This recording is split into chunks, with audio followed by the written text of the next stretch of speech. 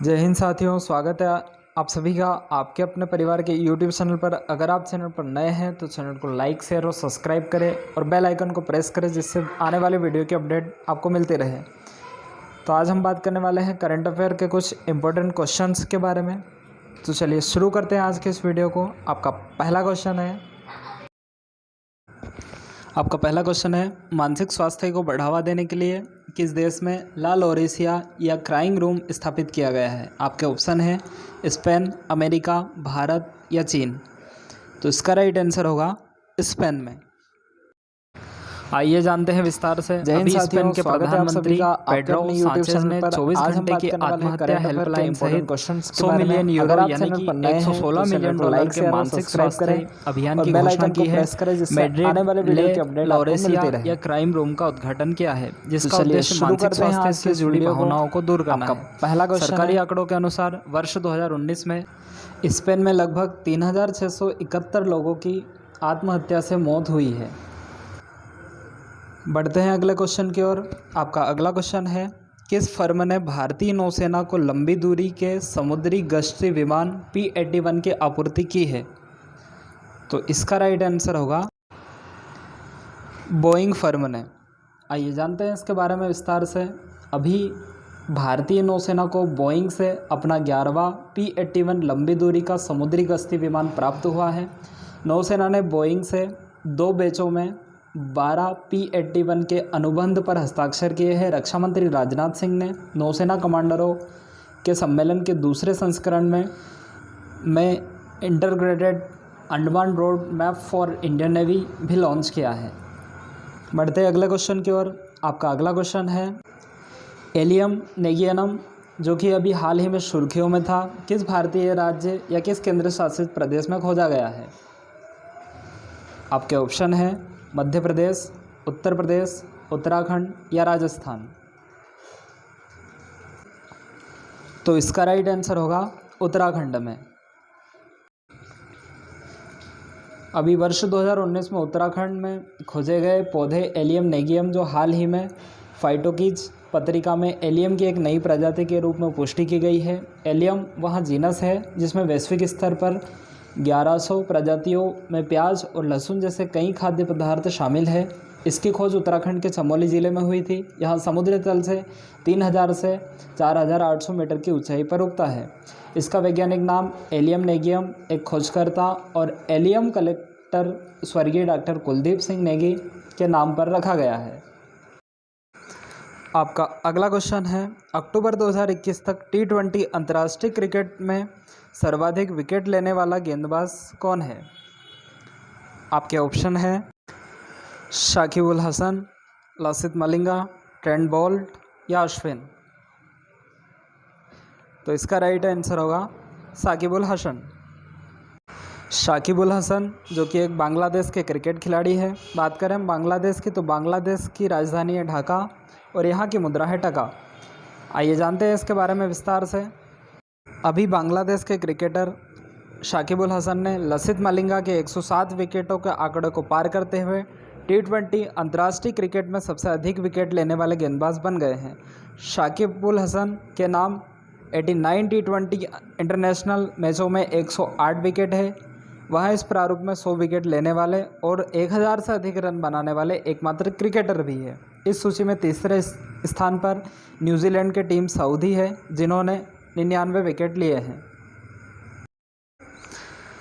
आपका अगला क्वेश्चन है हाल ही में खबरों में रही नेजीफू सुरंग किस राज्य में स्थित है। आपके ऑप्शन है मिजोरम, नागालैंड, असम या अरुणाचल प्रदेश। तो इसका राइट आंसर होगा अरुणाचल प्रदेश में। सीमा सड़क संगठन BRO अरुणाचल प्रदेश में नेजीफू दर्रे के पास 500 मीटर लंबी सुरंग का निर्माण कर रहा है। इसका उद्देश्य चीन सीमा के पास अग्रिम बेस की ओर जाने वाले वाहनों के यात्रा समय में कटौती करना है। इसका मुख्य उद्देश्य सैन्य वाहनों को लगने वाले समय को 6 किलोमीटर और 20 मिनट तक कम करना है। BRO के प्रोजेक्ट वर्तक के तहत नेजीफू सुरंग का निर्माण 5600 मीटर फीट की ऊंचाई पर किया जा रहा है। बढ़ते हैं अगले क्वेश्चन की ओर। आपका अगला क्वेश्चन है WHO के महानिर्देशक का पुरस्कार प्राप्त करने वाली हेनरिटा लैक्स किस देश से हैं? आपके ऑप्शन हैं अमेरिका, रूस, ब्राज़ील या वियतनाम। तो इसका राइट आंसर होगा अमेरिका की। अभी विश्व स्वास्थ्य संगठन के प्रमुख ने दिव्यांगत हेनरिटा लैक्स को महानिर्देशक पुरस्कार से सम्मानित किया है। वह एक अमेरिकी मूल की महिला है जिसकी कैंसर कोशिकाओं को 1950 के दशक के दौरान उनकी जानकारी के बिना लिया गया था। उन कोशिकाओं ने विशाल वैज्ञानिक आविष्कारों की नींव प्रदान की है, जिसमें कोरोना वायरस के बारे में भी शोध शामिल है। हेनरिटा लैक्स के पहले 2 अक्षरों से व्युत्पन्न हेला सेल लाइन ने मानव पेपिलोमा वायरस टीके के विकास में मदद की है। बात करें हम अमेरिका की, तो अमेरिका की राजधानी है वाशिंगटन और यहाँ के प्रेसिडेंट हैं जो बाइडन। आपका अगला क्वेश्चन है, हाल ही में खबरों में रहे प्रज्ञानंद किस खेल से जुड़े हैं? आपके ऑप्शन हैं टेनिस, क्रिकेट, फुटबॉल या शतरंज से। तो इसका राइट आंसर होगा शतरंज से। तो अभी हाल ही में प्रज्ञानंद भारतीय शतरंज खिलाड़ी हैं और देश के युवा ग्रैंड मास्टरों में से एक हैं। हाल ही में उन्होंने अपने अमेरिकी प्रतिद्वंदी क्रिस्टोफर यू के खिलाफ जीतकर जूलियस बेयर चैलेंजर शतरंज टूर जीता है। आपका अगला क्वेश्चन है, कलेक्टिव सिक्योरिटी ट्रीटी ऑर्गेनाइजेशन जो एक अंतर सरकारी सैन्य संगठन है में कितने पूर्णकालीन सदस्य शामिल है? आपके ऑप्शन है 6 सदस्य, 7 सदस्य, 5 सदस्य या 4 सदस्य। तो इसका राइट आंसर होगा 6 सदस्य। तो आइए जानते हैं इसके बारे में विस्तार से।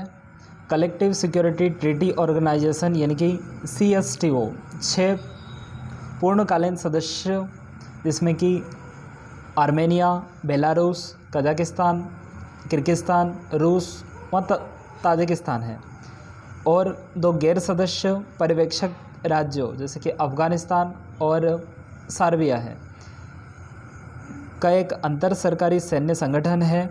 हाल ही में CSTO ने 22-23 अक्टूबर तक ताजिकिस्तान में अफगान सीमा के पास सैन्य अभियान करने का प्रस्ताव रखा है। बढ़ते हैं आज के अगले क्वेश्चन की ओर। आपका अगला क्वेश्चन है, नाटो का मुख्यालय कहाँ स्थित है? आपके ऑप्शन है बेल्जियम, अमेरिका, ऑस्ट्रेलिया या नॉर्वे में। तो इसका राइट आंसर होगा बेल्जियम में।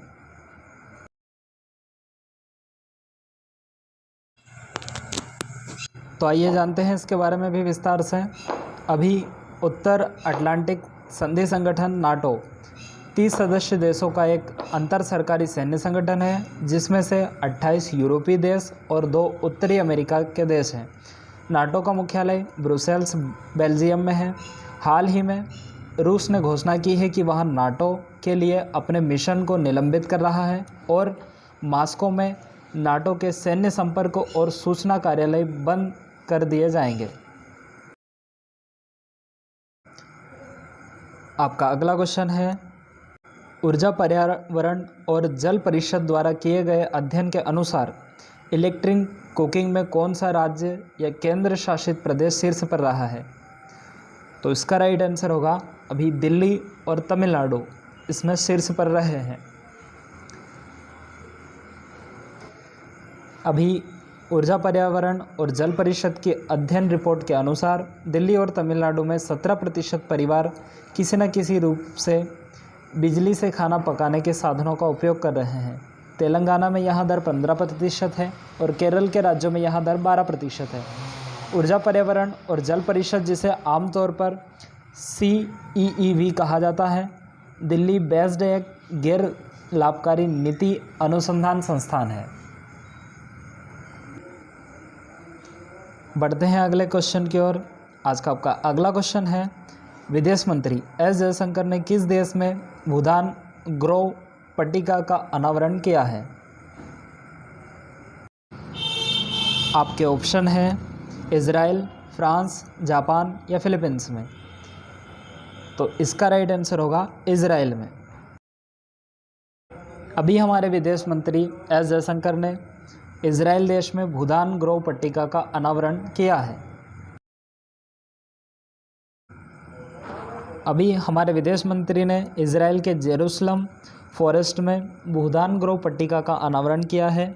यहाँ 1958 में जयप्रकाश नारायण की इजराइल यात्रा की स्मृति में किया गया है।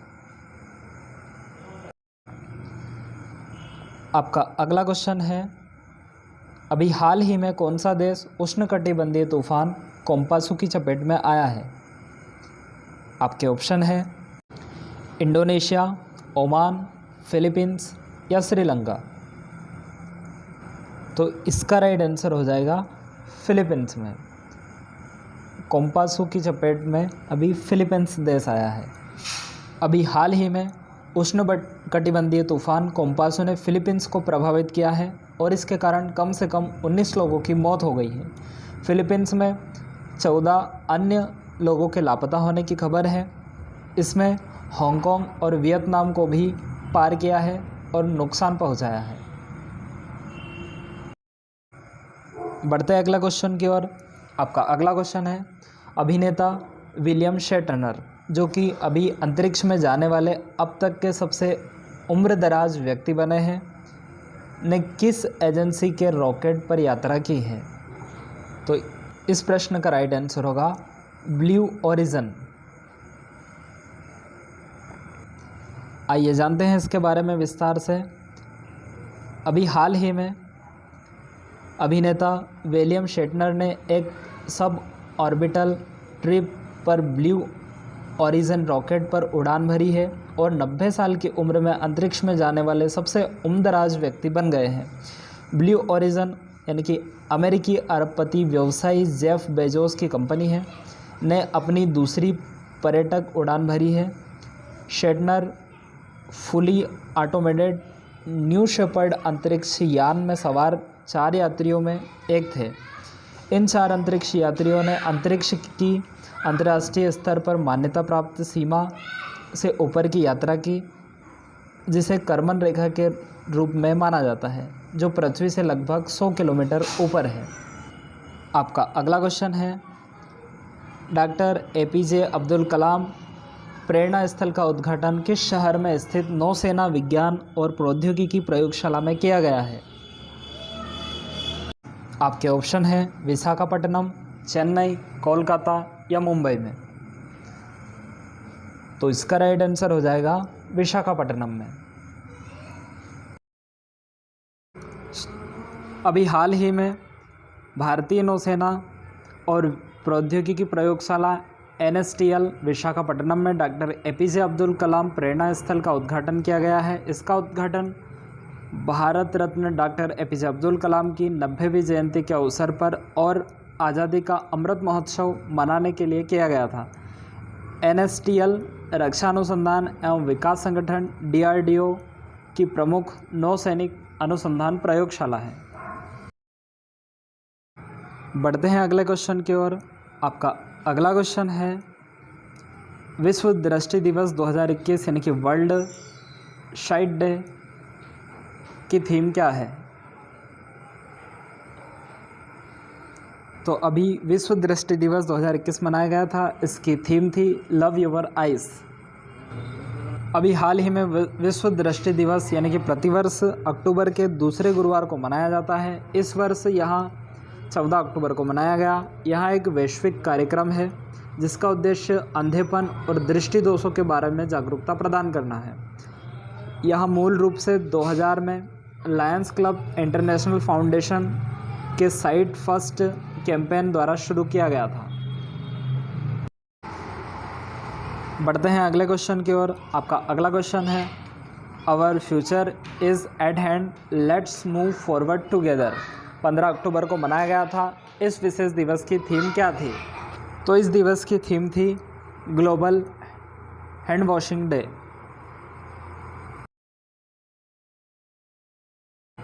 स्वच्छता के महत्व के बारे में जागरूकता फैलाने के लिए 15 अक्टूबर को ग्लोबल हैंड वॉशिंग डे 2021 मनाया जाता है। इस दिन की स्थापना ग्लोबल हैंड वॉशिंग पार्टनरशिप द्वारा की गई थी, जो संस्थानों का एक अंतर्राष्ट्रीय गठबंधन है जो साबुन से हाथ धोने को बढ़ावा देता है?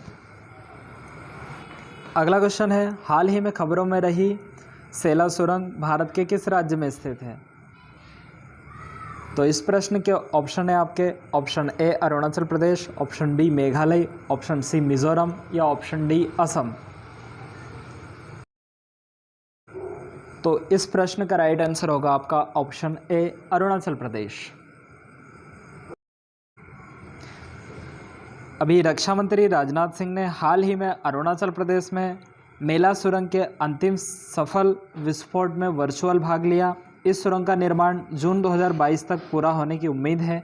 मेला सुरंग के 13,000 फीट से अधिक ऊंचाई पर दुनिया की सबसे बड़ी 2 लेन वाली सुरंग होने की उम्मीद है। इसका निर्माण कार्य सीमा सड़क संगठन BRO द्वारा किया जा रहा है। यह सुरंग सेला दर्रे से होकर और अरुणाचल प्रदेश के माध्यम से चीन की सीमा तक की दूरी को 10 किलोमीटर तक कम कर देगी।